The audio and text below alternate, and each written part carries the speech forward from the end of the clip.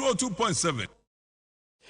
Okay, yasan esin konya biem ene brada no na ebo apa ho sima edu 410 pepe yedi mutu a akopim no nsia na yasori ama news team no atake over live on Promise 102.7 live on Facebook Promise Online TV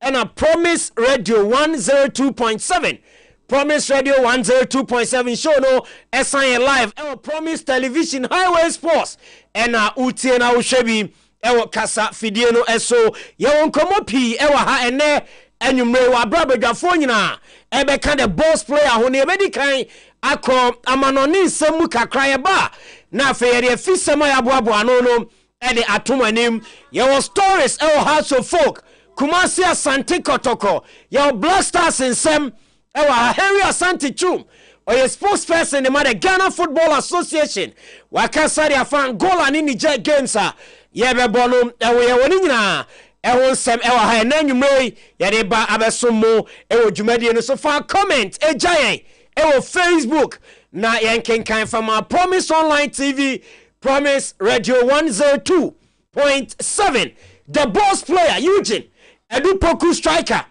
Petit Pele Watina say boss good evening solo na bibia bokode nyame adum boss okay nyame ko kama kakra boss right say ayene ye dabai ayene de nyame ya adum a 3rd May yes 2025 yes okay May bosume no ne da toso miensa 3rd May na say o ma me ayene eba so nti se ya kan kwane ahoden sa pepe ene ebesre de afri nyankopon ho se ode be ma woni abusua ni nyina ni ye nyina na edane duruwa yes ye nyina abeta akiri ama bibia aye kama se 1 week nyoma ko kama pa ayi bia ma akiri dabi okay na wotie na squatting ka meteninka oye bibia kama ns ma me keska so lo se de ozi kan ni de ma me keska so 1 week de ya na and somebody gidi bia nim ti me ko na NS frame no say menji we na me famfa ka emfanko mi krum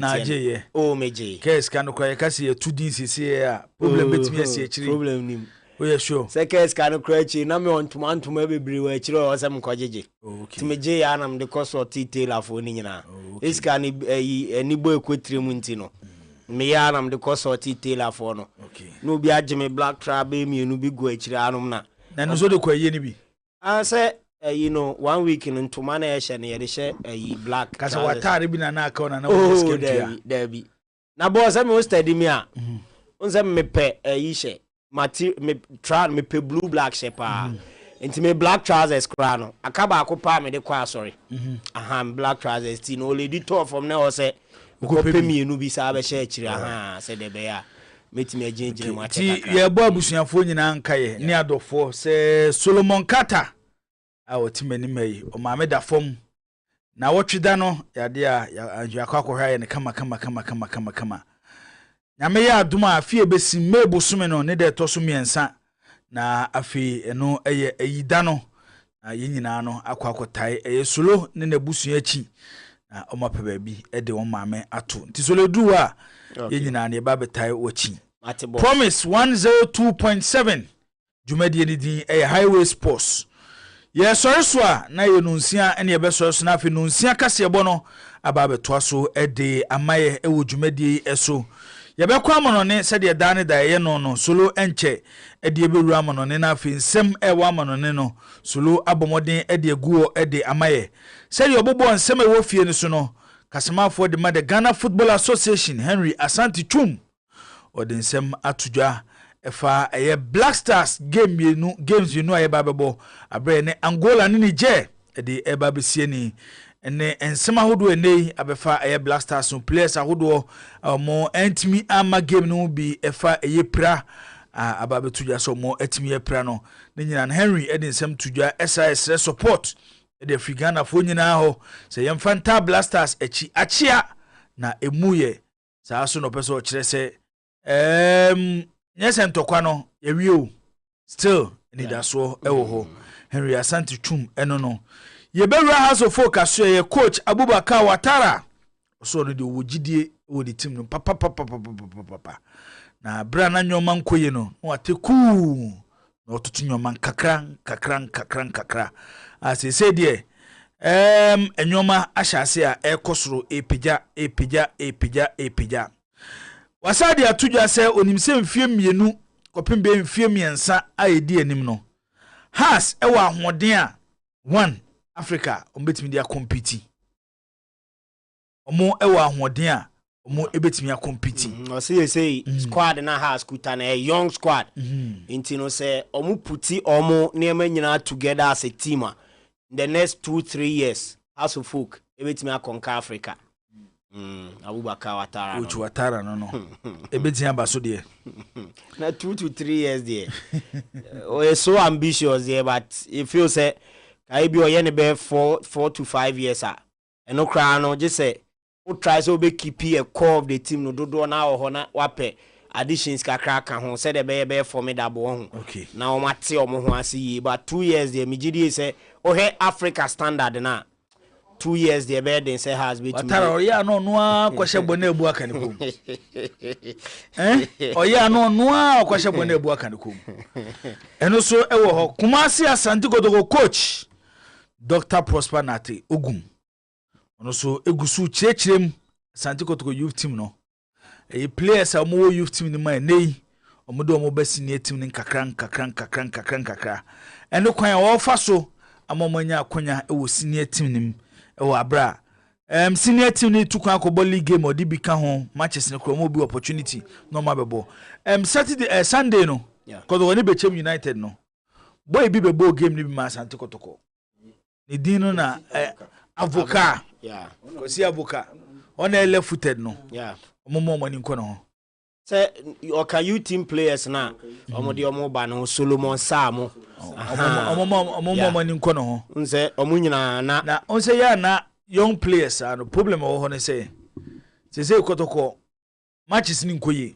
yes etiti se Bechem United a omo de time omo de be mu no na pressure wo Kotoko so mbetika yes eti ojibo a omo se ne ho prepare no but uye obi a wo football ani omo so onimbo wo football ani nye obi a na wo lo nye obi a na wo football ani ball no betimi adi akiri ba na ni football ani na ye de ho player no so wo hwe abrante na wotum se abrante we die se emfa ne se oboase bi ana baba yara bi ena Kotoko ahye bi ya be 2 3 ne de ne bema obedi agrama ne confidence ba bi e be kono tibe kwa meti se Kotoko fo so mo kopel a left footed attacker obeti abo from left and right nyina na msa omo ma brand any confidence but coaches be also obeti me to play and to move regardless there be on say oye young player o hwe no kwa wuso at the time oba mu no on say na ye time na Kotoko hia go e dey ate omuka yes it me kai say even at a point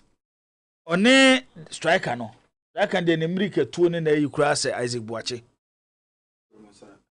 efense ono ne America tuo ne bibia Isaac Buache omo ba mu no because of pressure na Kotoko team ni sunti no muntimi handle at the time kro omo be gina ho no Kotoko supporters ni bi start here because na Vinicius Junior bench Alozo Vinicius Junior bench obebo na yiso bench obebo ba ko boy ya Wezombasi onya contract to Germany awanko Amidu Akwa no so bench na coach Ogum kana say na say me hu no coach Ogum sa mum ye no na this boy si buy but left footed player na there omo money nko avoka yes omo money nko no omo ye no ho adwuma kakra bi na the gym sembi kike ka ho ne sa anyoma na so load obi hu ka se meka kire sentina coach ne ka se omo integration en kakra na omo take time crowd this junior players e kati no so gina time kro no yes e ko games ni e ka Sunday de no because of pressure ninti one way na supporters akoto o manu esi o so na wo coach kra ya benya asem ebedu ba bia kra ne aka cho se na ani braba na ade o mu time ball there solo me believe ne say ball na e friend say ball no e nkware adwuma oh yes eno there so mo na moja mo no mtimi tu ball na e nkware adwuma eti obobobobobobo a edu stage bia na onya experience Pele obeje World Cup. Ama Brazil bebo Pele. 17 years. Sweden 58. No 17 years. Pele no 17 years. Biana Maradona ever won the first World Cup 82. Yeah. Even at the age of 17 or 18, Argentina for and 78 World Cup. Because 1970 is it 76 or 77? No lead Argentina mama kwaji FIFA World Cup or Japan. Under 20 World Cup. Yeah. Or Japan. Into a moba 78 World Cup na Argentina na hosti you know. Na Argentina for say mo fa Maradona mrebi. Eno man fa na ama. Sa Bene Luis Cesar Menotti. The cigarette man. Yeah. Ono for machase to awie. With me bro cigarette Satan form home. Yes, Luis Cesar Menotti. Arguably the best coach Argentina producing. Yeah. And so no mede ba 82 and 86 the Argentina beje World Cup no. Messi ya ken solo at the age of 17 18 o. Ada ye hu ni ye pa obetwetwe ase de ho no. E was Stamford Bridge. Say even before that no say na Oni Aguero makobo ewo that's under 20 World Cup. 20 World Cup. Netherlands 2005 age na eno mokoje that time no 18 years. 18 years. 18 years no but no edi kan bebo Stamford Bridge abetwetwe ase de ho no. Any Ashley Cole mabeki community abom ye 20 ano o park so. The ball no medium him say Cristiano Ronaldo the same thing at a young age. And Manchester United co-founder from Sporting Lisbon. Yes. Nti abrantie na me hu no na no kwesiada no. Eye kwan akotoko befa so manage ni ye. Sure. Or talent papa. Okay. Papa. Okura bo a e kon fa so kra keke bo no. So lo so bobo. Yes. Nti omo manage ni ye. Eno so ye adwuma ni bia. As a coach Dr. Prosper Nate Ogum oye na eboa Asante Kotoko team no. What Kotoko players ni bisu so mo contract beba na wie ho nsensem. But anyway they new to me. Okay. New to me. Season we ba na wie ya. Goalkeeper Frederick Kasari contract beba na wie. I know them aware. Okay. And no say hon komo abakra ma. Ma hwehwem menka se obi na e ka kire me. Yeah. Ba ma hwehwem adidi hon komo. Na okay kan komodie ni nhwemu no di boma solo. Se enyoma ansesa on renew. Asai on renew the contract. Okay. Se enyoma ansesa. Anya de asari obe renew the contract. Enyoma ni bi to say playing time say rotation no. Ebi ni say onye happy. Say one as a supporters ma coach ni pressure. Na coach na gina supporters in decisions no or the coach. Just a kwen fa so yini free team mu nyina no supporters pressure coach na mu de ontimi fa na nsi form. Yeah. The supporters ma pressure there but me fu say me best keeper sorry. Yeah. Na say a kotokoko ball Legon Cities share no ba ku ya. Legon Cities share ba ku. Na supporters start here. Born a turn in Asari isu so Blasters o. Say amana losing a sport or Black Stars. And there's a pressure technical team so. First position team you have no business in the Black Stars team. Pressure technical team so. Ni yi Asari sin chen ne de Kamara be dae. Kamara the 2 games mistakes me. Kamara ntimi wini bi. Oh Kamara.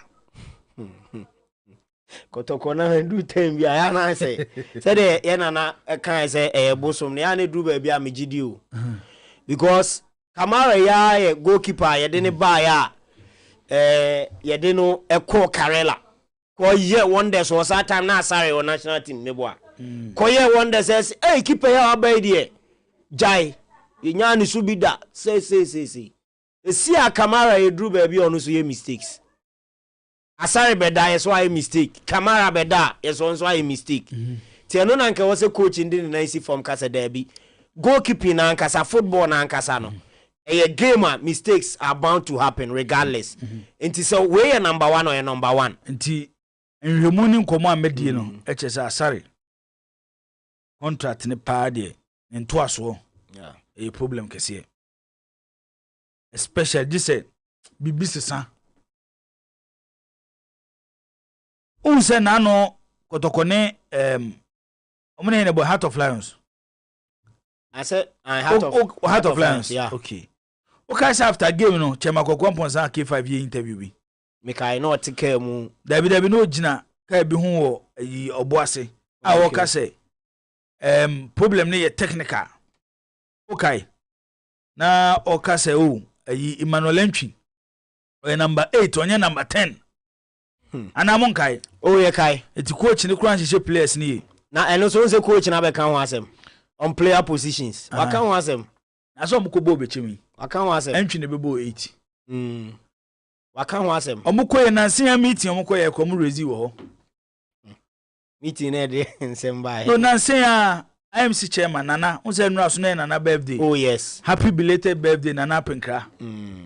Amen koso anu wonhira wo no nyo kese. Na nimdi odi ama wo. A odidi eye wahenie no. Ene asante kotoko no. Onto aso no mfa sa nimdi no ema wo. Nana te ho ogumti ho. Na operations team se wo beda kwa ba. PR for the operations team of Kumasi Asante Kotoko. Oh, ompe. Me see a meeting crowd. Oh, but Tomo yes omo for Juma bede. Shadow PR. Na say operations team dey omo here PR. Sir. But sometimes some super so masemba wonte. Oh, ombetimi akasa. Ema solo asema ye ken kopie mu ho. Yeah. Na Dr. Ogum team meeting ase. Ne kwasi ada so kwasi ada etwam. Na ntwi gina 8.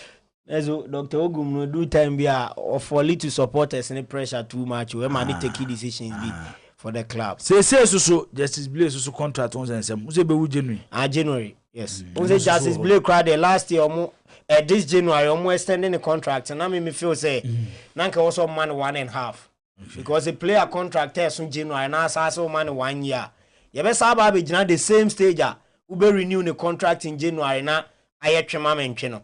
Because in January, no lose player, and it's difficult, especially when transfer window are closer on team for be machine. So then on 1.5, ombo half no for last season anyway. Nanka this season ombo full. Now say and at the end of the season now renew their a one will be to new players. Nyoma me nu ni enya. Kotoko kombe faso na omo extended aside contract. Yes. Na fi Justice Blake. So there. Na kwan so a ombetimi a convince operations team no normal san asesa omo. O ma se omo ye adwuma. Omo ye o. O se Sunday no omo nyina obechim. But say ombetimi akoba ta adwuma. O Sunday no omo nyina obechim. Em se me hu safu jamfimpo. Na safu jamfimpo. But say still na abechim na amfa. O say amfa. Na sa ade no solo. De ne te sa wo. Ansa na ma me be fa nyinsen ye ntama kora amfa na hye yem. Ena se sa so ya ko hospital se me ko wo. Ena se sa te kwa. Na se wo sa pese ba. Ni nyina no ye hyehye. We ye ne de na we ye ne de na we ye ne de na ni nyina be hia.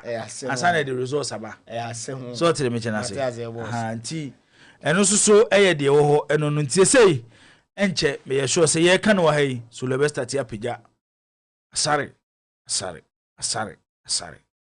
Honsem eno no. Se obed mamu akwa babiem. Mejo so jibo. Bibia bokode. Na me ebo afo. Okay, nyoma ekoso kama de. Yegusu a. Okay. Eti ase de. Okay. Eti ase de na de. Okay, dade bi twa dade bi. Oh, nsa me hodwo won nyoma bi ho nti no. Ya me mpekasa bebre. Okay. Mpekasa bebre. Okay. He's a man of few words. Madam Fubina. Very dangerous. Yes, Madam Fubina. Very dangerous. Oh yeah, they now chino so me a nationalist. Of course, a nationalist. So utie ni dia no asa committee no. December 7 be ba me akwachi. No, say the nation first. Nations first. Of course, the nation. Now the nation will never be so. Of course. My policy near quite different from the nipa bebre e wono. Me de ne say abano obi a 1 vote. Ye 2 year nipa obedi nkunum ye nyina enta na chi. Okay. Na emom ye nkai ne de bia wo bosha wo hye. Na wonya ma ye nyina. No. Nti so obi ba na ohyehye ne bo nyina na wantimi anye ne nyina. Ese kai, ese de bia kai no. Na yeyi no. Obi fufuro so ba. Onso hyehye bo.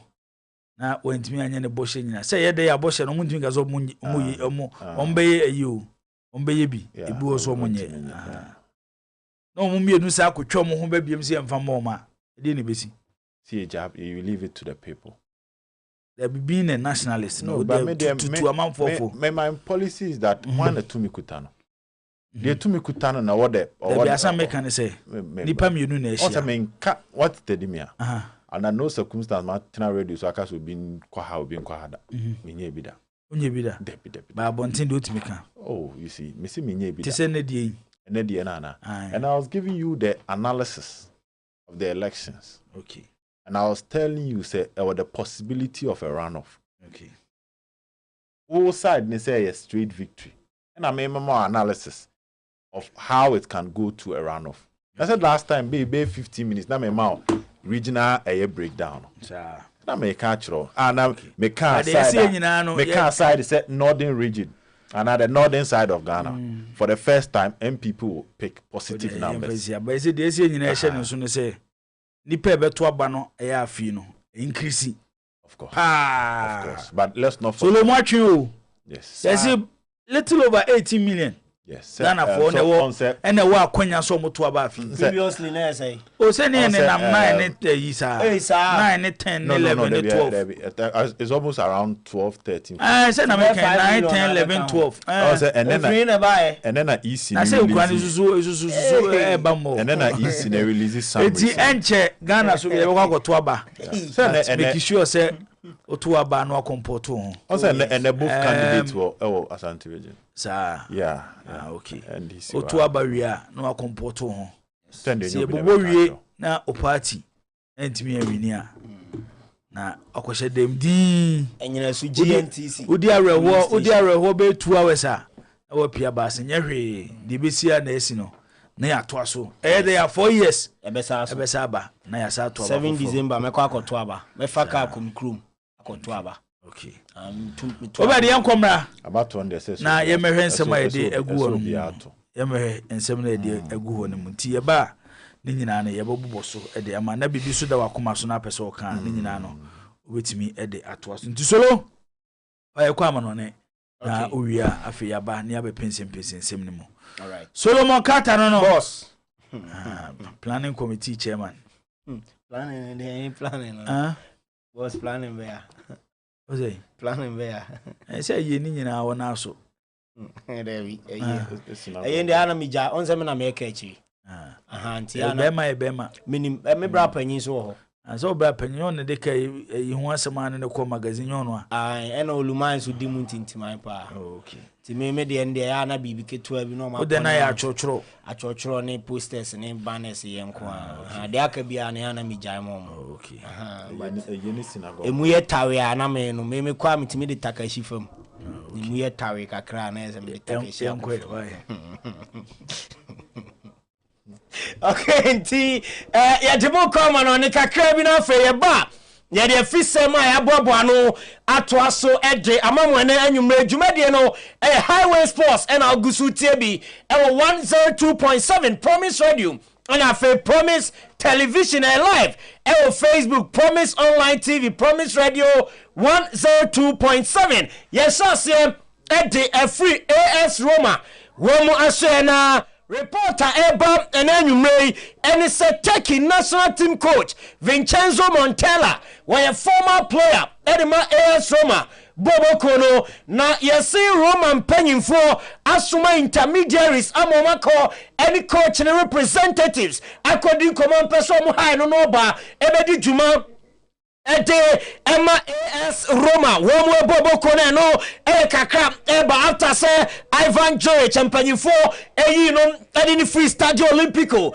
eso manin toaso enya djuma biem enfama AS Roma Bobo Kona ukom Montella contractor warning the Turkish national team womo FNO esaya yesi se ora ne person jaya djuma 2.2 million wages I know jiso tuamu fa edema the Turkish Football Association and san watimi agya adwuma no ensom ede ato no mo ente 6 months akati obeje no otuamu fa edema Turkish national team no na wagya adwuma no ede ato nti se coach and Didi Vincenzo Montella wajitum so beba AS Roma. This is 2.2 no otuamu 1.1 million euros and sana wa free hona waba abe AS Roma mu coach eno kakra wo no ne contract ma ya de won sem no edem mamo e dwumadie ne so onim say Real Madrid bobo ko say pra edi omunya pa titu omu center back position o na yesuko PSV Eindhoven omu center back ba kwa ye feno Olivier Boscagli na say yes kwa no ya bodwese kakra obi pa na Madrid. And I say for some time now, woman team abantene chiye pa. I mo share musa ebia January transfer window no. Womo beka kofa Olivier Boscagli every PSV Eindhoven. Ewo Netherlands no aba besi akan. Edem ama Real Madrid womo bobo kona. Eno enso ye kakra eba. Aya jim mamo wabre krona mu no. Me ba cho Bayern for Leverkusen. Edi atuja ese January transfer window no. Wombe tme jai Jonathan Ta. I'm an Bobo Colminamo for the right price. Necessika omu Bayern for Leverkusen. Ebe Curtis omu pem. Ede free Jonathan Ta. Ne transfer mu ye team na sa oba na so betwe trace karo mejaita. No oba abe se kan jama esa Bobo kono. Enti for the right price. Bayern for Leverkusen are ready. Ese January ombeja Jonathan Ta. No free Bobo kono mo. Ede na nya trem ensom baby fofora. Eno enso ye kakra free oba dema mo. Ewo dwumadie ne so me come Manchester United Bobo kono mo na Omar Berada. Akotwetwe nkomo after saying na Ruben Amorim eba be she dwumadi ase edema Manchester United CEO Omar Berada and I did tudwa esa are very excited about Ruben Amorim the arrival to Manchester United na osim obujidie pa esa obetumi integrate ewo omu structures esa omu form ne foforo na ne makoye Ejamama United Bobo Kono eno Omar Berada ni nsemo di tudwa edifa Ruben Amorim ho ye de emamo show ne so Rodrigo Cascante Ballon d'Or winner wakodi nkomo ni doso pa na Rodri di tudwa se before so kwaje Ballon d'Or no o kesi studia esem obiani wa o kache no Rodri eso awani Ballon d'Or no o si di onim and he say o dwumadie na say ye de winner ni envelope mo ento kotena ho no onim so no na be wini ana so no belusu na mom omo yi envelope mo ball dino sabre no eno hu sem waje Ballon d'Or no edem esi ayene nine so na de atudwa ese nkrofo o Vinicius amane hano ese nka obeje Ballon d'Or na Vinicius ho na nka waje na chese acheri asinyina say oh yes Ballon d'Or na nominees no wo nyina wa around us ono enye ne ya onye head back say ni na ne so ndi okoso okoje award enye omo mbeba eno koye ese okako show mu na fei woni bia interactive Ballon d'Or no eno na ewo nani so na ono de se Vinicius bio so amo adenti enam ewo say ye no Rodrigo Cascante ne semo a wodem atudwa fa Ballon d'Or ne ho owie enam osay kasa edifa Erling Haaland enso ho ewo Manchester City onim so any teammate na Rodri edi atudwa se we say fa na nyina pe player oye decisive pa ewo goal anoa Erling Haaland or see the most decisive player in the world in terms of numbers Erling Haaland we no sade so and numbers are Leo Messi and Ronaldo Diamond over the years no Erling Haaland pano no Rodrigo Cascante wajidi so bet me a bang and also bet to me a breaking esa numbers no was Messi and Ronaldo numbers ne crazy nemo musha numbers Erling Haaland Edema Man City in the last 2 seasons one team no Juma one Rodri GDA SM Erling Haaland bet to me akache was so very young intino on Fiebebre ewo nanimo bet to me and then akache Messi and Ronaldo and Rodri and so Samuel watem tuga na ukai former AC Milan Womu fullback Orani D Edi Luca Antonini Wanya Juma wa bagi coaching job Ewo Anasa Bobo Konimo Ewo Saudi Arabia na Luca Antonini and Abeto Jale said yeah Woko Anasa Omwanda 17 team no Wanona se head coach oko no sako coach omo no Luca Antonini Juma wano so achia woko Adama Anasa Saudi Arabia DB Emamo Juma Diane so Trent Alexander-Arnold Cadena reporter said I confirmed they said Trent Arnold one Chelsea extended the contract and from Liverpool Wabra Summer the contract with Liverpool and reporter Cadena and some Eddie Tuja for Trent Alexander-Arnold as a bibiache SM season and Alexander Arnold we free Liverpool Womu Bobo Korim Dinanyachim and some baby for no and so some and Jamal Musiala na wakoram our Germany national team camp and Central for Busa Jamal Musiala say boy and team no be sign contract for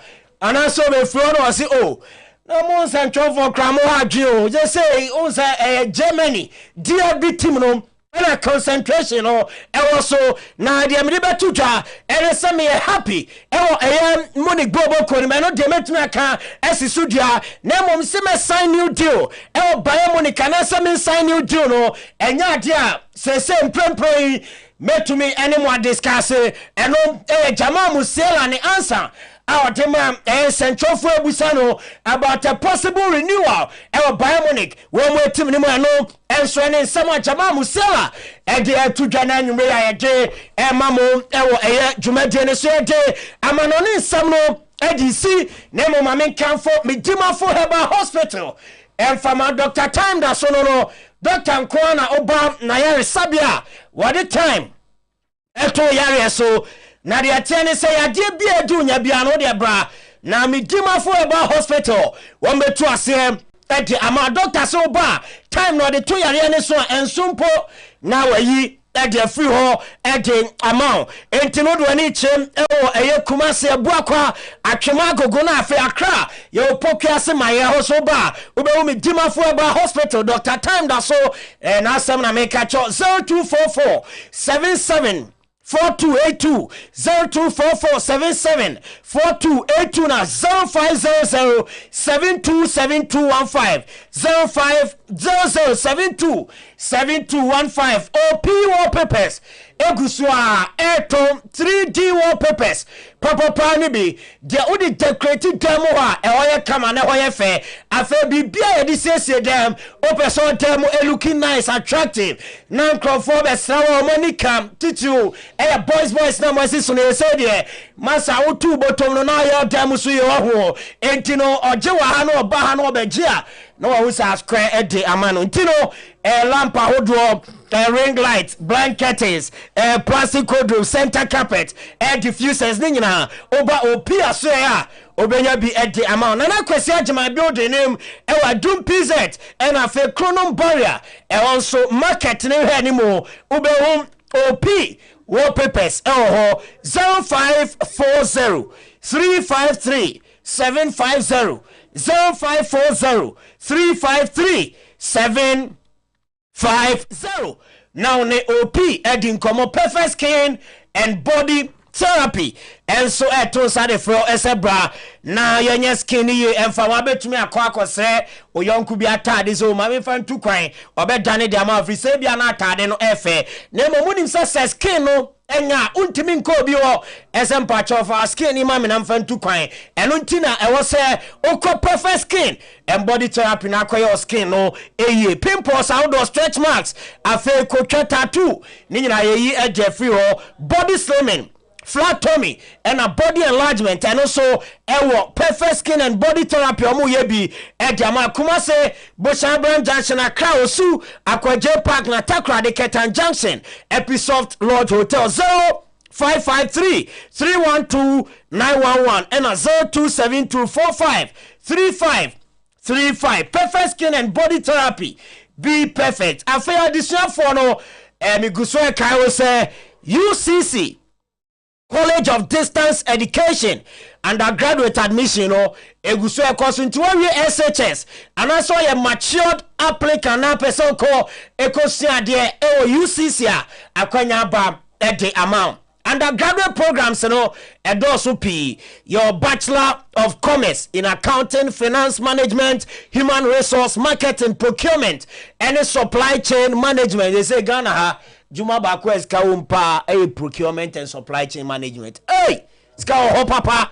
You know, kwaji degree ni bi na also ho. O de to actually one say yes, but bia be rebiano when you Juma Bachelor of Education and also called early childhood education, primary education, junior high school education, accounting management, social studies, ninyina, one more HOB, Bachelor of Science, Bachelor of Arts, ninyina, omo emau, Shehunu, University of Cape Coast College of Distance Education. What's the applicant SSC diploma and a matured applicant? Auto forms Ghana Commercial Bank, ADB Bank, Mecha Agricultural Development Bank, Zenith Bank, Consolidated Bank of Ghana, Prudential Bank, GT Bank, ARB Bank, and a Republic Bank. Ghana Maimwa Bebiabekobiano, yes. Ubenya air forms in na also wato 225 and a 250 for matured applicants and offer 0530 028162 and a 0257 899 0257-902-899 and also visit the website www.ucc.edu.gh. so na yedin 7C the boss player Ayekado show ne to aso edi amamo still live on Promise 102.7 FM. Welcome to 102.7 FM.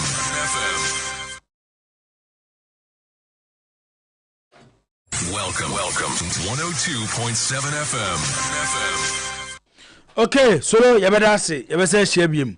Solo ade yakonko phone crosso ede nsema wo ho agu ho ede amaye.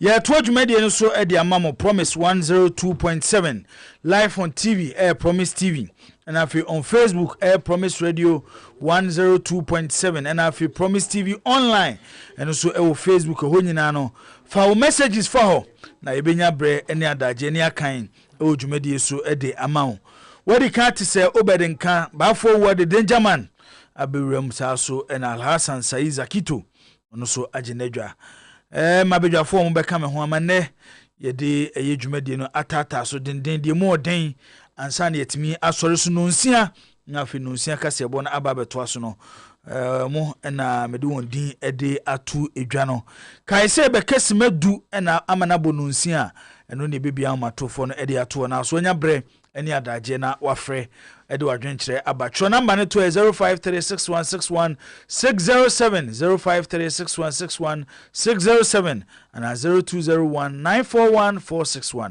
0201941461 ebreni du a so betimi afre na onsem a wo nyina no wabomoden atimi ede ato edwa mama wedwafo no akwaba danger man akwaba Joso boss bibia bokode jana daro enyoma ye kama e wachiri anga krakra ese ro maso bibia atimi move na scan na asa imagine nyina wa wure me ho na kutu dum sache butum left right back front eyi ni nyina ene date say nko ho opa bi so obi ote bia so o de date be yadwuma o de bi se me no mo te nko ho date de nka ho asa o eto mo na san ye dia kan de management nko a Enko.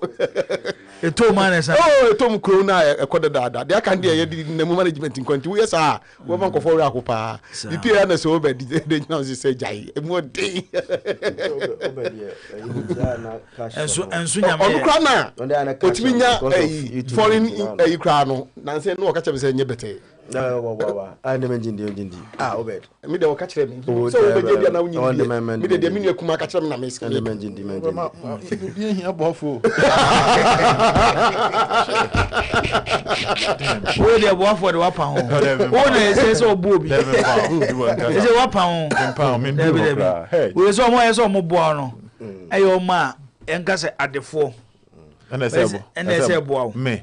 But we say stage na wadu no. O say obu amanfo. So tell me chana say. Ye wo wise Robert oh. Ohun obi mobo ebia oyi kakra e de akwa chi ne de.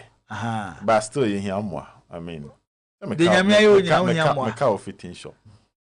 Okay. Me ka fitting shop. There be can dey say yes. O say ne ka so bisa say ne ka de hin. Me ka say. Me nim titi. Ensem ni bebre o ha ye ntimi kana. Enti ja ne sa to say fitting shop no ja fitting shop. E wo hobby because of bibintia. Enye sika sika bibien ho enye sika so. Ka fitting shop say sika. Enye sika de headache. Avo. Ohun obi a. O sika. E bia ne ka bi. O lose interest when you can. No ko pake kan na si baby se kan ko fa ho biem da. I me hu obi. Sa stage no bedo no. O do pa yem perfitani ni number se sie ne emfre no. Obeka jo so bed friend no kura bro 3 months. Se scan number enti na. Sika be na mai. Scan number. Nyame aye. Ye nyame ba scan na. Di nyame aye di nyame aye. Di nyame aye. Di nyame aye no. Nyame aye bi basto na ehia bebre pa. Na ja se da bia na obo abubu no. Ehia bebre papa. Di nyame aye. Jibo. Fasida. Asida de menya. Na sida jacket e fe menya me. Na to ye yinyom. Ba ehia menya me. Na di nyame aye no. Asida o. Asida. Okay, ya ba sheshe so Okay. Masa. You careful at the nationalist. Ya fansem no enhihye so minim say before asan ye din sem ne beguo no. Me ma musikma kakra bi na bibi da makoma so a modi kan de no e de ahyase ansa na yaba na ensem ene na de benya ye de beguo na ya twetwe ho komo no. Yabo modern de sansem no so e de aguo. Danger mame enhyase mfiri ho se okra de obesre senka free na kwa kopem se de ope won sabeka no nka da bia ne yema o time kakra na fa kan wasim bi ehia ho especially for Ghana football ho o start say football na kamia say man national security BNI police CID ene obibia yoko omunyina no ebo interest in our game na afei some take interest in our game na nyoma ekoso no wani nye ho because baby a clubs no for musica they be run no clubs no see bisa see ko be se biso mo nsem na you who invest into football in Ghana no say obed my simple analogy be say obi a we investment you expect a return baby a ko fa sika free no how say another investment in wire returns na wakofa wo de be share baby a football no so you expect that you get the returns and then reinvest it back or whatever it is ha ball na ye no obi o football bia kremu se oboka yet the bia omoye some of them almost say because of community na omu no some of them no mfu say afede wo do sakoto se bi abrewa aduane mti ese we do say obebi sa wo no ebi num kra say I say football na dey awo pa ne wugya enye yi ya hu nkofo matontom mu fie matontom ajapade in the name of doing football but football no so abedru baabi a ya hu say obetimi the football no ana generate enough revenue and as income na eno ana ahwe ne ho abone ho bra ana yesikrom hade ne de nye saa na omo ye no enti ya no makofa sika na fi baabi na instead say nkom football na generate his own revenue na odi ahwe ne ho no na makofa sika na fi baabi na de ba be shim boss ansa na meto aso no minuanom de eba amanone nsem na they are well versed in it Ghana hade say open kofo a wo si omo amanane ball na ye bono emu nkomo nkyere wo yie pa na we have them here people mo chow 115 or 115 charges against Man City no dey ya dey me dey matie na makenka kakra ne say Yes, CCT4 no. Ebi ni bi omo sika ni bi ho ba bi efiri ba no. Emu na ho yenim omo yehumu ye. Na ma ye de abo omo sa charges no. Na den na yeso ye ball ye. Ko for no mo ye ball no. Ye hu be musika na efiri ba na obi a enka ho hwe no obi a hwe omo din. Ti mesre financial institutions na and as security agencies now omo specific role to see to it say your financial institutions no omo the right thing no yes na omo say omo mahwe football side ho no so kakra mayen no omo say omo ye ball no say ehin no omo nya sika ni free na omo di be hyemu a say na omo nya free mu na no ye di nkomo yi ye nua bi a wo finance person na osan so ye task expert ye end of frame no be change was harass na ko fa ba when ya dey asemisi krum ha na ye ma asemisi because the Ghana Revenue Authority for must be interested in it as well. Zach, when I'm a finance person, me boy. Because clubs no, do they really pay tax? Say can now invest into the game no. Or me dey show clubs no no. Say the na kwa make us ko first ka be shemu no. Say can ko fa no. I think more money tax more money sad. More what it wedding. I'm thinking they're supposed to pay something on it. There should be some tax element on it. And now more tax relief if you are buying one. Because I think the clubs must pay tax to the state. Until the Ghana Revenue Authority for all the financial institutions now should begin to look at it, the way investment into football, the way it is done. They should be interested. And we are calling on them. So they should not be sleeping on their jobs because it is the taxpayers' money to do those kind of jobs. Some baby sure say company be one how say a aba they be omba asante mo na private institution kakra bia ya de keto bi come mu no mo ya na mo tataye go for the millions of dollars na investing into football and you are not chasing them. Go after them, go and find out where they get the money from, how they invest the money and the tax aspect of it, the way it is handled, so that players no kwano mucho kakra no do they even pay tax to the state? Do they even pay tax to the state?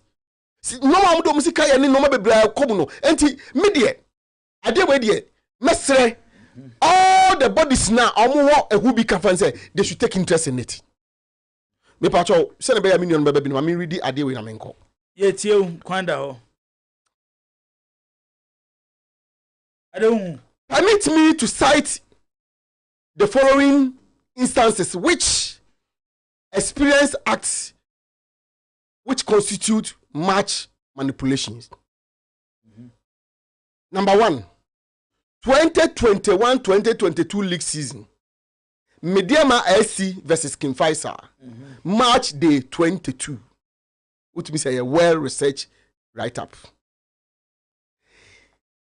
In the 38 minutes of the game, there was a foul committed outside the penalty area of King Faisal by a defender of King Faisal. Per the video watched, the referee picked the foul which occurred outside the penalty area, but signaled for a penalty in favor of Mediama SC, which was an error. We found that decision very strange since the markings were visible. Referee's response: the referee, Misbah Muhammad, and assistant referee Kenneth Chenebua Kodua. I think Zakito discussed this match here. But we are suspended assistant referee Patrick Papala for 1 year for denying Accra House of Folk a legitimate goal in the game against Red Tamil United on March day 33 of the 2022-2023 Premier League season. With a few minutes to end the game, which was held at Accra Stadium, Yao Amankwabefi of House of Folk scored to restore parity as they had trailed 2-1 until then. However, the goal was denied as a result of Papala, who flagged the youngster offside, thereby denying the Phobians a crucial point while leaving them in danger ahead of final Ghana Premier League game of the season. The results meant a loss on the final day could have seen Hearts of Oak relegated, but Phobians were fortunate to have seen their competitors at the time, Tamale City, lose to Mediama on the final day. The citations made above and the punitive measures given in a clear indication of the GFA not putting pragmatic measures to address potential manipulations. Again, similar comments made by others in the past have gone uninvestigated, which raises concern and eyebrow about selective prosecution and the fairness of the disciplinary processes. It is therefore essential to address the underlying issues rather than targeting individuals. Boss, this is an intercepted response from George Akwesiafie to the GFA. Yeah, to more charges no. Na me ye ho adwuma ochina me de mo beba. To say ya no tro no. Entwatro no ma. No de ko. O de akoda da. Na odenya ho de ne kan ho. Hey, wo de me se china me de no ma beba was cited different. O de alaja kan me de ne kan ho. Me nim se o de alaja. Na wo refi kura se me bi ayi. Kotogo former coach o Basakei. Gazali. We have said Gazali so 2 seasons ago. Kotoko ne Karela wa ha. Was it before Bobo match no matter 1-1. Interesting days ahead. You need so many have been coming. Oh, ni nyina wo. Sir. Was cited. I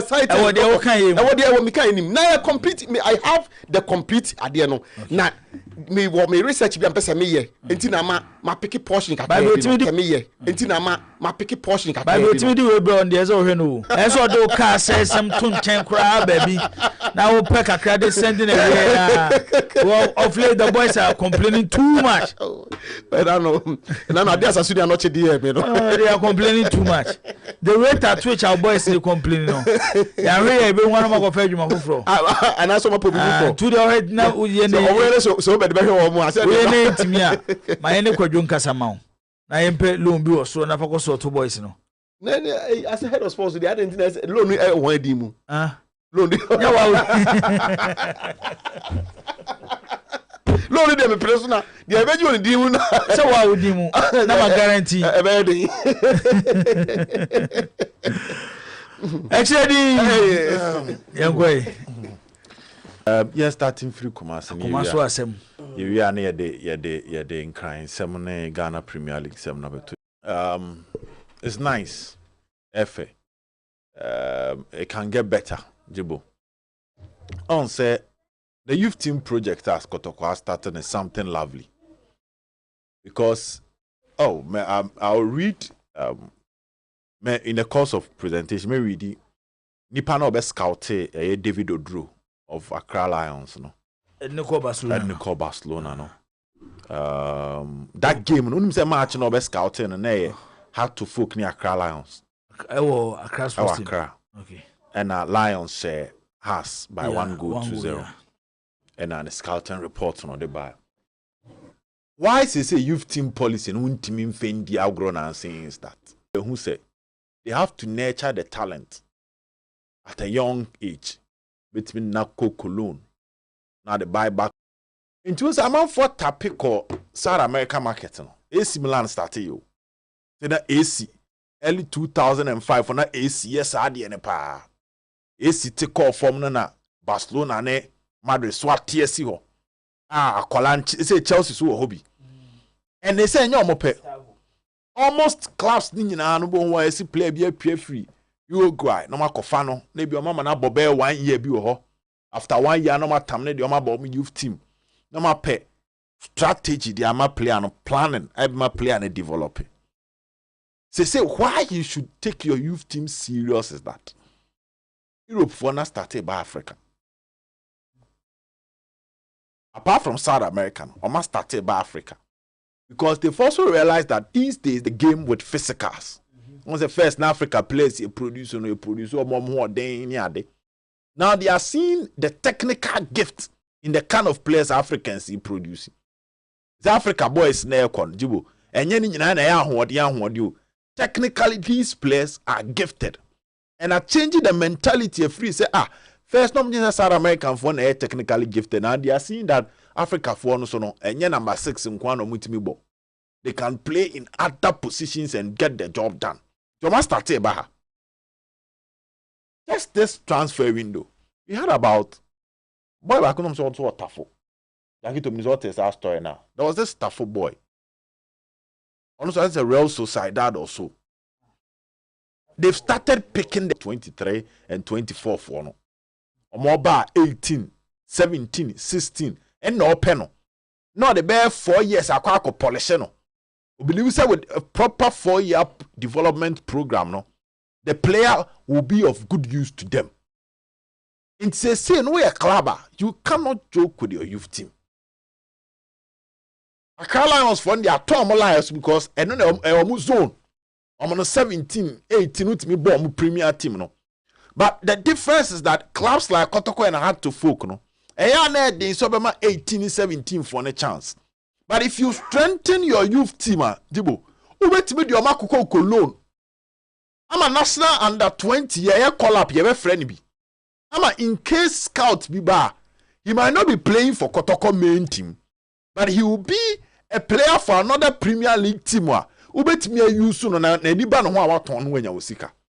So after seeing the video, I was impressed because the youth team policy of Kotoko, a FIBIAT management no kopenegu. Once a letter be no play be sorry as Nasa Brant no Kotoko youth team.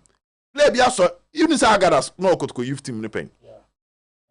Sa youth team near Basana na or the corner name later his car Kotoko the cotton from Midiema.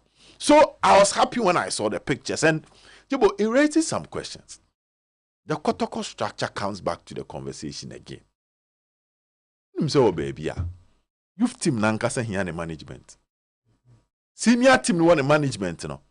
Mobile supervise youth team no. Youth team ni benya nipa be miense bi omo adwuma na youth team no. So what I say because transfer window na bia e obi ono betimi ne clubs bia kasa. Atimi transfer some of the youth team players akọ first division and other ones. But main team management. But Sabri ever started campaign for Kotoko youth team needing a management. Senior team nankasa ne management na eren etisen. Nti sa de ne be so aba yi ajibo. It should be structured. And your coaches pay. They need more than coaches. At least yenya one former player ba akubi. Yenya one proper ebia football administrator ba akubi aka ho omadwuma na ye youth team no. Na ye twa sika de ato ha amomo. Ni amomo time ni ehwe de be sie free ho. Benya be mienu miense bi eso be ban fa. So you see, now Dreams FC and the Proton Group no mo they are doing it. And they are benefiting. But one yebia say see a castle youth team yen free Kotoko player. How many Kotoko players never fitted the national under 17 no abkasi yen from? So do assign a fitted the national under 20 no akasi yen from. So they have to pay attention to that. I was happy when I saw the video, but they still need more. And yeah, young training, na uko elsewhere. Mekai say David any Gazali call Sarampt. Omo youth team no, yenka say coach be no bi na enye ho adwuma. A business. Nti ye dem panifo ato ano, omo running affairs. Ya anya ne sai ntimi mboajibo. It shouldn't be just training. Now moving away to the league itself. The last one. Yes, nam de manuasi. League in the Ejibo. I will never advise anybody to invest in the Ghana Premier League. Whether a club, whether sponsorship. Sponsorship. So be best sponsor league, you know. Sponsorship. Share will say Obed no didn't come Obed. Ebe say me sponsor the Ghana Premier League. Go advice say man. Listen, Jibo. Brand na ye they run Ghana football. yansesa na emboa nyina. How we are running it yansesa na emboa nyina. Ibo how the FA pays attention to the Blasters. I've said it on numerous occasions. Say, if they default similar energy to the league, we will have a different story. We are sure say Blasters will become once and money and I say bibi kotena bonny. Something goes wrong, I'm going to in a meeting. But things will go wrong in the Ghana Premier League. There's no post-season analysis to find solutions being implemented the following season. Ntiasa akola oko school aware. No ba vacation one besunya de. Ni ebie school awatam ne bag say afi de mekwa akudi first. Obesa akore. Because oba ye no break na onya ye no. Wan hu de ma omodemo no so ani. No waka say me improve on ABCD into next year mekwa. This is the change that is coming to add up to my life a best some performance. Ghana League ni ebo wi ani abo awie ne sa ne akwotase. During the season they are not planning. When the season ends we are not planning. Before the season we are not planning. Enti edamu sa ne ekosa. Enti de bebe bia ne asom. Because look at the last hour decision around this TV broadcasting. Clearly Bibia Tresa is not planned. Yes, season now Central for starting some case. Start times for us some on your macono. That discussion was important to the press more than the football people. Because Ocean last day at the ever chairman starting league. Now FA president and the graphics or the two on the Facebook page. And announce baby born it tells you the whole thing is not planned. Facebook president. But elsewhere, and come by announce it, even if a yomu crack a car, come by announcement 1. 2 normal launch at the end. NASA program national Kabibi now generated the bars. Monoma billboard be the new broadcast sponsors of the Ghana Premier League. Neboha, Nebobo baby, something to attract the league, to create that awareness. There was nothing like that. And yeah, they say a league nasi. So at the end of the day, how do you expect to say December here, Baby Jibo?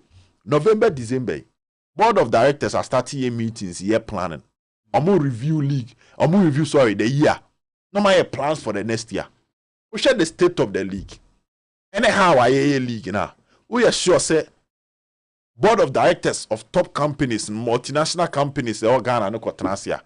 Omo show baby omo marketing investment. Yeah. To create that awareness for their brand of the Ghana League in the account. Obiba Jose 24. And me company called Bata Ghana. The issue is that we must have organizers who are willing to improve their product. Conscious effort to. And you see conscious effort to improve their product. And at the end of the day, more measures, more signals that this is a particular place and yet the next big thing. Jibo, people sit down. I don't want to mention any brand, but they have influencers. Oh, it's hard enough, papa. Influencers. More personal bloggers. Yes. Who said, women in your man? No matter how big these companies are, they still have the influencers. These days, we are blogger now, we are dear pa.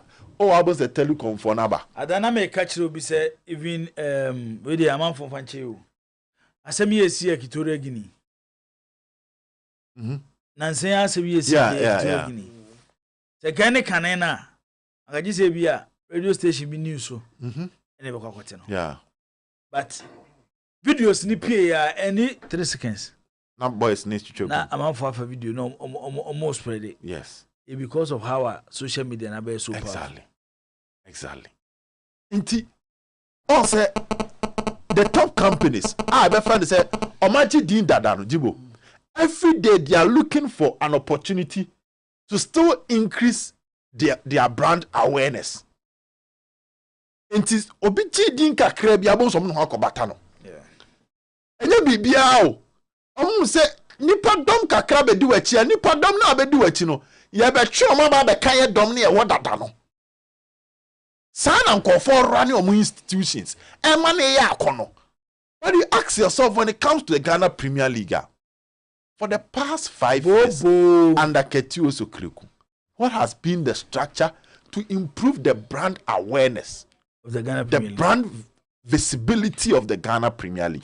Send your best, oh, catch Zakito company, say for Sika Kushimwa. All funny Sika Kushim Kotam. There's nothing. Say, it's going to get worse every day. Medase. Alhassan Kofi Zakito.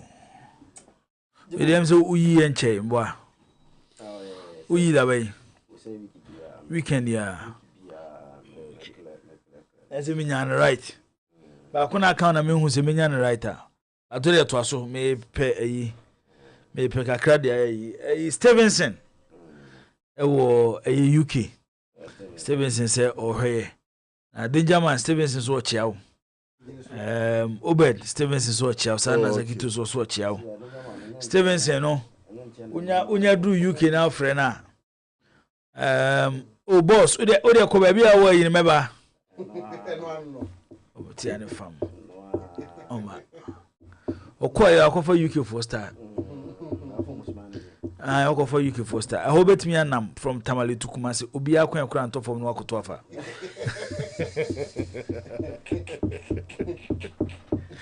ho Zakito obi kwan nto fam o se won nam so obi kwan da fam na wafa e da bi gise bia o magician na wuro obi beto na yi kwan ne beto fam na wi ya na wafa om de sika bia iska 1 pound kra iska sika bia iska eti yenko ekofi Jibo Zak na bafu kan na o kan asem now you see if we are serious o Kumasi ya Jibo I was say by now dey na kwa me interview no go interview ni ade chane senka those security agencies no come boys akọ mo officer no akọ se mo nyama nyina e dey free officer investigating Brekum Chelsea.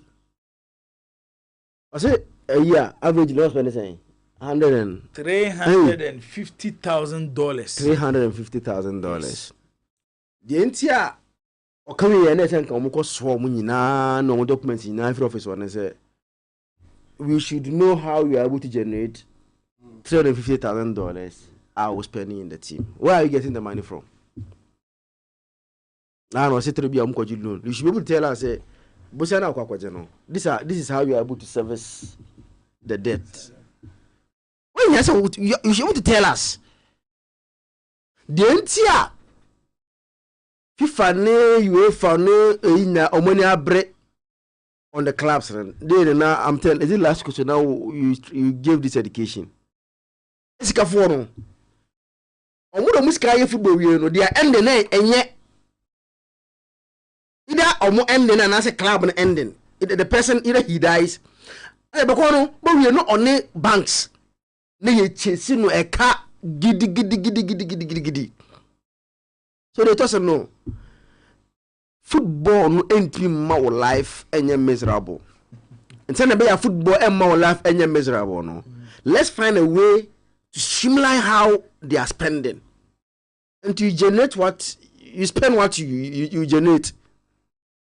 Then about African and I'm in the city. The things are owners no company sponsoring them. Initially, the effort was an EB.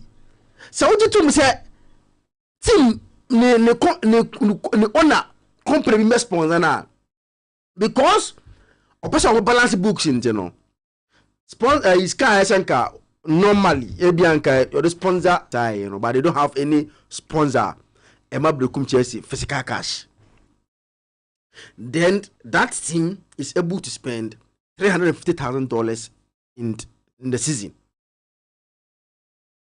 You see, our problem is that if you pay for because they are so corrupt and they are not interested in clubs. So because we have a president, I should be interested in say now, how can we not $350,000 spending on a team?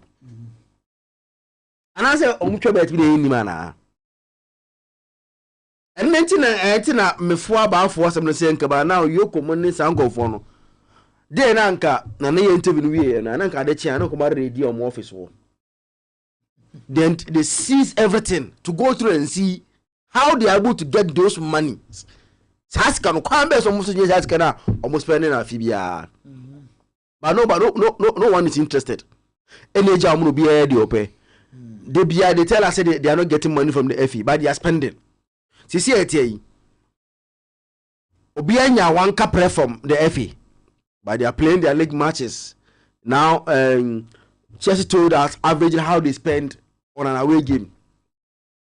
At least seems like Otto has spends more than what Chelsea was telling us was spending on away game averagely. They are spending, they keep on spending. And they say team say Kotoko. They are not generating anything, but they are paying salaries. They are not generating anything. How much generating? They are not generating much. And when you say anything, something to commensurate with the line of expenditure. But they are not generating. How much generating? And the Kotoko. Overseas study sponsors are there. You go remember who said they are not giving them anything. No. No, na say high sense. Over high sense that's when DJ sin any. Whoa. Someone who say access bank so. Access that's so. Access no. So access the the relationship. By the way, you understand? And to share today, you should be any serious football association should be interested in how Kotoko is able to spend all these huge sums of money as against the money they are generating. And then obi anim say has capre for obi am baby ya boso me so a has SOS that so bo mu jesin anim SAS I think so me hear but ana amojai me study here there me study I think yeah we check on last case now just no you see it obi anim say as a folk boso me togbe for check number akatuamba but no one is interested. It's a thing that Chroma say no. I want to be person GD say send Elijah can be na last be no. On mutual bet. Me person Elijah can be say mutual bet. Bet na mo survival. When you bet na so say na FN friend no. Omo friend. I can be omo friend. David. Omo friend. Omo friend. Omo try but omo say omo caution for his future then he should mindful of what he say what that statement you know caution no am charge no they didn't charge caution me patch omo check ni ye o asempa omo ntimi nyesa ba for na wo ti Ghana abeba omo ntimi nyesa o ti Ghana why na wonim ne say o support this current affair waka asem bia etia efi no anase etia ye football dem fa efi ne kwanto nchen etia ye football efi na charge ne da. This omo need the come. I can't work with my enemies. No, no, watching this. No. Oh, but say they say I can be to me bet check kakra. Because betting there. So what can say? Obi at the game no better. I think the FA has issued various statement. Omo catch say omo play betting. So one back omo akukra there. No mo so mo betting site for cram publish. In fact, mo can say omo pick omo. Omo fan kan omo out no wana. E ti say ba 40. Mo ade no minimum. E ti say nipa doma sorry. Etie bibi. Na panyina e bia ya sorry etia wo. Na be say wo ka bibi na ye nipa ne de. So what me say. Ene ya etia ye ka say. Da bia Ghana Premier League, ye list wo betting sites. Dream FC one no mo weekend. Beliama. Never Unia na last 2 weeks aki today Go Stars any Dreams FC ba. Ani listing of betting site. Eti asem ne yes as ye kan ma na ye nipa de. Ene ya etie ka say o ka say promise division 1 class bi say be mo basis. See if we send me a message. Young apostles for. Almost say every president here than they can promise. That's almost support no. Some support. Young apostles. Zakito, Jao. Hey, I did the more. Half. And look what how almost such an eternal team name don't fedia.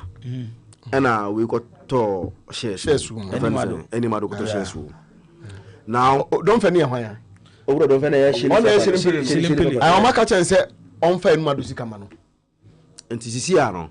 Shelley's papa and anybody Damois the American market. And any mother's way. Said I was no cat nibi. And I mean, I say they said the Omayino and Madunica to be on the cat. Bavo, as some tintin and say, Agrono, why will come mono? BBC in charge, and I say, what more campo pain? Maybe only said you must see your munyoma. Now, Bob won't take a cancer because a more cancer my hair charge me. Obi anyone, Nancy more came more do challenge groups at you. So one answer more work and more do challenge goose ade. So I like goose and about I can say even Sika about one thing say farmer Black Stars Management Committee. Yes, see activity akwa movie. Ade so ya tro dia come by say na this can here. Dr. Nyawo Tamaklu. Yeah, only near ball league we ya. Was it Samates league no moji ye no.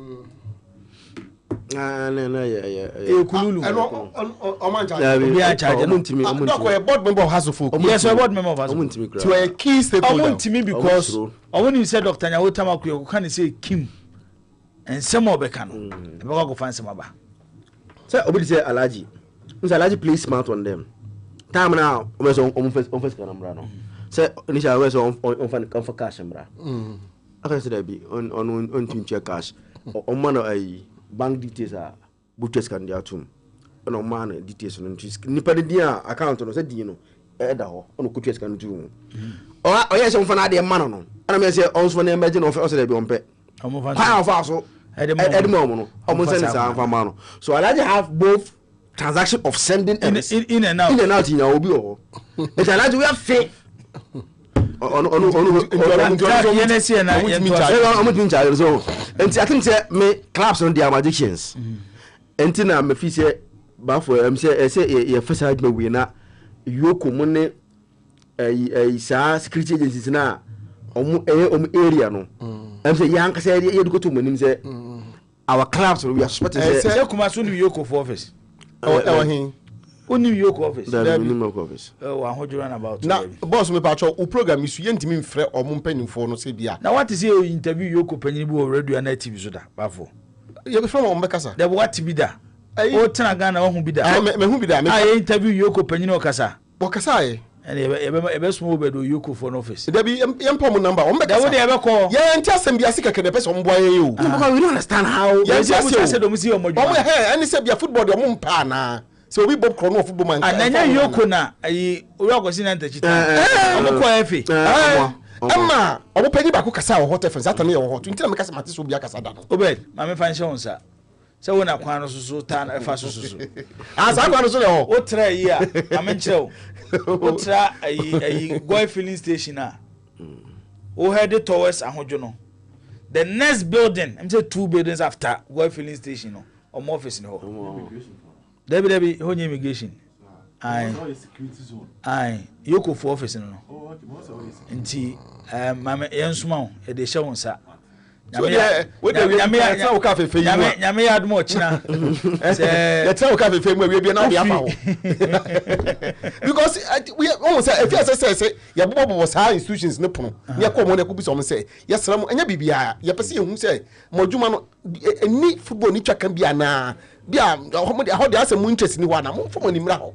Na obedu akona ono mama hu say almost say crazy office fufuro bi e wo rage ho. No em say ho dey bia na phone na move aba ho. Onya na phone nya be come ho. Onya go training grounds. Am say ho no mo aba na Yokofo no. O ntu dey bia na phone nya be come. He said you man na acha enkosi fiada no. No abomodi ama. We have to yes check. Wa po bi ni ene di nkomo. Ebesi ebusa bi so mo nsem. To ye nti ase. Say ye born na ye born no Ghana ha no. The Ghana Premier League no. League ni sponsorship. And they club no money that's why a gay proceed. Your club so mo bobo Ghana ha. omutimbo boy or get proceed when you be at 3,000 4,000 etimi ntwa winning bonus mpo na to fuel egu clubs in the bass bonus eti ebesi omo start hwehwem baby a clubs yi omo nyesika free enye sa sika ne free no omo say decide man because me mentiase how this class are able to survive. Michael Ajimendu say you can start by requesting for their audited accounts for the year. Clubs no. You expose these clubs easily. I want the baby man. I don't know them come out no. They are supposed to submit it. You know what they do? Ajimendu say club license you know. It and she said you have to present your audited year. I don't know how they are able to miraculously generate the audit account. Correct. Correct. Mistake bien no me da kwa kuma if for no. Fawa so the fee UK or see they can't charge a large because we have the accounts which we pay the money into. Fawa is a large gruzaba. And the account that they refunded the money to us. We dare them to charge us if they are men born of women.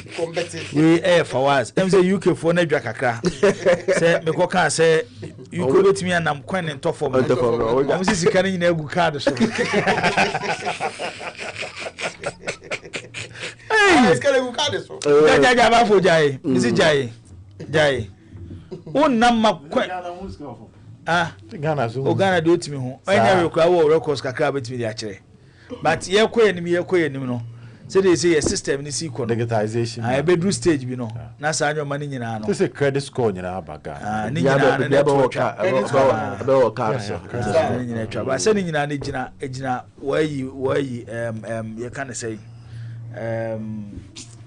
me pe word bi na ma use anya ze okọ ya credit score no kọ ya na obedu kunya bio abochire nyina anya sa na tie say good standing say unya wo good standing so to the mechana say good policies ade ba ko a e ma abochitena ene hatena ne difference wo ne say ubetimi ehu ade bi anase wo pa ade bi yakito ebi e betimi spread am ebi 2-3 years na utua ne kakran ba Ghana ha na yetie no so the boom no say wo pa ade siesie ya ji so utua ne boom so tell me chance ba ko pa rent sika ko da be na boche nyina rent betua ene ho de ye nje credit wo ho say rent nka bosu mi bia baby abeti akwaji na obabi na ya tua ba so aboche de no omo njini boom de ne say bosu mi bia na otua abosu mi bia na baby rent system ne de e ko fa boche de mba Ghana ha ye be ko ye nyina be dwane akọ say za de nka bosu mi bia na metua wo be de tua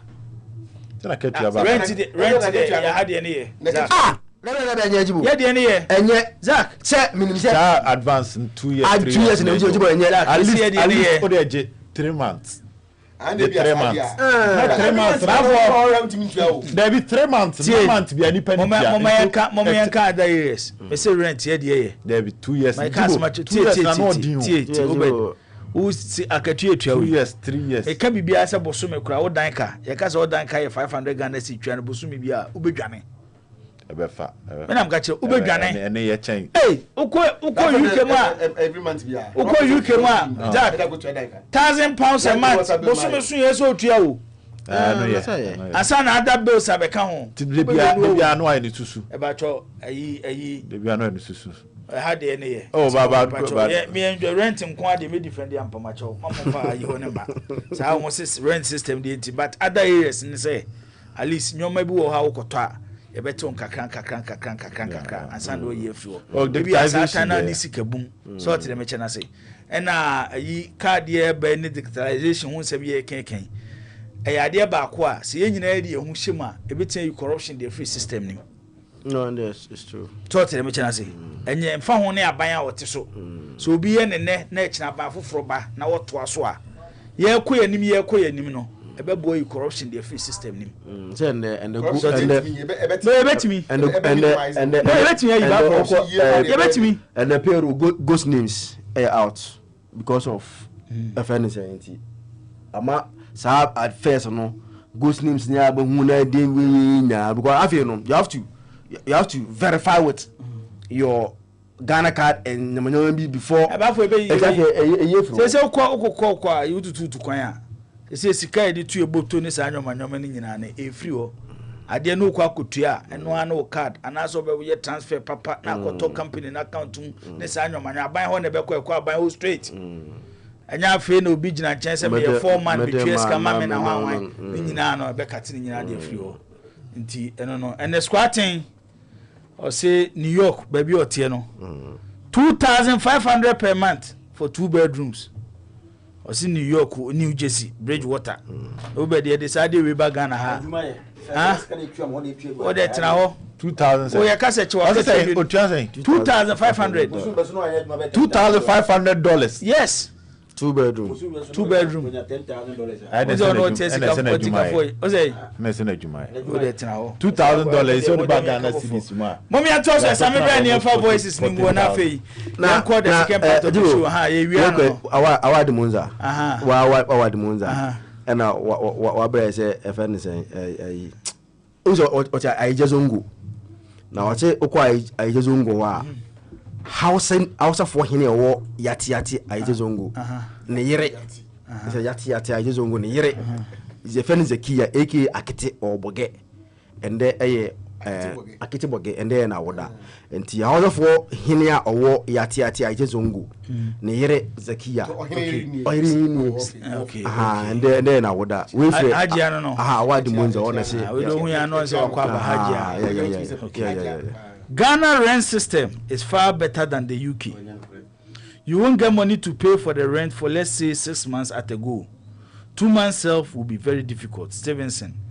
And the way hombre and yes I can send rent no en quantity hotel Abranti we say na come person me kind of message sa baba yara no baba yara oh yara also they have I say I picked £2 yesterday when going to work.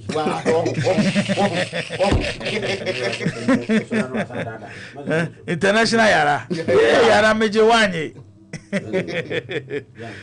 oberom system ni dey menko dan dey dey mpacho dey akabia ye yen to aso eno na Michael Ajimadu asemo pa mo mfiri kofi wiki na musa no obebre one ka kire o yen to aso okay ye bobo so kakra na afi ye de koye ni ma akopem se ye bebie line na ma atiefo ene ya hwefo so do madwen kire e de aba Henry Asante Chum a cheche nwom kakra e fa Black Stars mi akwantuo ayetu e wo Afcon ene enidaso edaso ho se Ghana ebetimi qualify e de akọ Morocco 2025 mejibi ye sabi me nipa me nkasa because of the amete and na be amete nti ya amanfo e kano nyansan enim se dodo no aboto enim se dodo no abemu abu na o share commentaries on the team. A lot of them have given up, but let's not forget it is not the end of the road. I will say we have to fight until the final whistle in both games, because the both qualifiers where we are, it does not mean that your national team and a Black Stars and as all in future. Into the MSN there were 2 crucial games. Bakwe Fiada, Bakwe Joada. There will be dream be it is a order. There will be dream be Nipano have the right to think in that manner and also raise concern, especially when in our last 4 matches results have not gone our way. I mean, my only problem is when we resort to insults and accusations. But aside that, I did be a genuine concern, be a legitimate, we put you across. And in times like this, when the team has gone 4 games without a single win, and you're normal, but we are focused on ensuring that you're too much as a hakano, if in the end we are lucky enough to make it, we will be more than happy and overly elated going to Morocco. At the end of the qualifiers, Manotu Sumura Susanko Base. We just have to dwell on the positives, look ahead into the future, and hopefully when the World Cup qualifiers resume in March, World Cup. The enemy say we are fighting until the final whistle in both matches. Angola, we will go and sweat and fight. It's the same way in the war. Even though at this point it is not entirely in our hands. Unlike time I shot, your destiny was in our hands. Now we have to win our 2 matches and hope that Sudan ever slip in their 2 matches. It is possible. However, no, fire BBR and we just have to focus on our job, go out there, do the work, win our matches, and then we will see what happens in the end. It is possible. I know you Henry Chuma Sante or say possible self con me Akobi. Abubakar Watara, head coach at the House of Folk. As they say, the Nyome Kuyi. Now, or she said the team Nisi Kopa. In film, you know, coping being by me and San A.D. How scrub it me or more on there on bet me their conquer Africa. If you are putting all the forces together, the fans, the board, the management, the playing body, and everything, I think we can get a good result. Today we have a young team. We have a very, very young team. I know it's 1-2 years coming. We can contest in Africa with these people, inshallah. And coach Abubakar Watara, Asante Kotoko head coach Dr. Prosper Nate Ogum. Ono so achechim kwan Asante Kotoko team no fa so do youth players no aye ne kakran na omababeka senior team no. They are training very well, the coaches are doing very well. It's just a matter of time, and then we'll give some of them the opportunity to play. And at the moment, I think we have about 5 of them we have identified who are always training with the first team for purposes of adaptation. Once they are able to adapt, I'm sure they will be good to go. So we travel with them for both home games and away games. They see what happens in the dressing room. I remember the first day Kodia joined the team, we were about singing in the dressing room, and Vitus got up, was singing and dancing, and then your colleague Beckham prompted me. I think that was at Enyinase. He prompted me that I should look at Vitus. I mean, he's now well settled in the team, so he's dancing, singing, he's happy. And then Kodia was just seated and was watching everybody in the dressing room. But then when we went for the next game, I realized that Kodia was also active this time around. So these are the ways to integrate them into the team. First, we want adaptation to occur. Once adaptation occurs, we try to give them the opportunity when they need be. So all is well with the youth team, and the alignment between the first team and the youth team is so great, is so good that I'm sure the transition wouldn't be difficult if we give them the opportunity to play. I know Dr. Prosper Nate Ogum, yeah, they also say reports are eba and it's a goalkeeper and the Frederick Asare and Pennyfogusu pushino say on extending the contract and Fama Kumase Asante Kotoko. Na yenremu echere say de moye den say Asare ebesade ne nsa ahye krata ase atoa aye ne contract so de amakotoko ebi adache ebesesa na yenremu ni bi kire say nani nye ekwan a ene wadago ya hye ne ya start Asare ona ye mistake ya omo ye nyini film onya de wasa we supporters nsemo ade be china coach anidi ede Dr. Prosper Nate Ogum ayi no na Kamara beda post nim nti e kamia say de supporters ne be ye bia no na e ka ababa ka coach ne decision obeteki na for no Asare ote bench Blasters here nei wafri mu no ahye abrante ne papa we ene nsem kakra ye di ego ye nche ne kakra na afi ye ma ye tiefo ne ahwefo so bre no mo so emrem no mo de so mo ewo no mo emfa emeka ho Michael Ajmadu asem nka nkere mo se Ghana kra de utimi kopa ofiura achew se mesre mo efiura mpa achew osumi de nyoma nkoyi mambo sumi ba akumienu na memfa nyimfiri ho abochire de no way ho ye ni achew pa ho ntimi nkoye sade na ewo ho yanya kakra Robert Chase na ba fo nto aso na fizaki to mi na yema atifo ni ahwefo nso emrem kakra yeah kakra I like the confidence yeah watara de kasano and say match is expected from him Jibo yamfa say ombrana onfa has be battle relegation until now or get has of closer to the top 4 rent as na some man for ni jihu Mr. Kokwa Mwakon. Okay. Avo ba pay wasem pa. Let's we penasem. Ese me introduce woman. Mpachon kameni beji. Or say for rent here you have to pay at the beginning of the month, and if you don't pay before the 5th of the month you'll be charged for late payment. Hey. Yeah, who are the uncle? Jibo, never come wasem da foforo. Chain. What have to ask? But you see, Watara Jumani to get House of Folk back to the glory days. So how come you know? Also send a message say, when you came here, did you leave any money on the floor for somebody to take? And I walk up over here. Interesting. You never kwaba nti ekwane akohese benye bi wo from ho. They were from you forget. Unya, you busy when you be anto na go pay you na pay to no obefa. Yala kwa say hu bisa. Enye komo, kana apa enye komo. Debe enye komo. Kurobia no sika. Ketu ewom no, ehi on wo chen kese no than UK. Say ketu ano na. Is a psychology of man. Ketu ano abo anu be kese. Now the issue is that big teams when you have confidence, you need consistency. So what I'm making us has any confidence no, and then they jibo umpo has team say omni obi we ball manya kukudo if you can go to Takwa and beat Mediema enye easy and then idea go stars enya man for should not write them out of the picture and even the conversation on 7 nations will be what checking nations after moving against Ediana and Odomano how the Jan started say sorry amom so Watara kasa we our kasa no.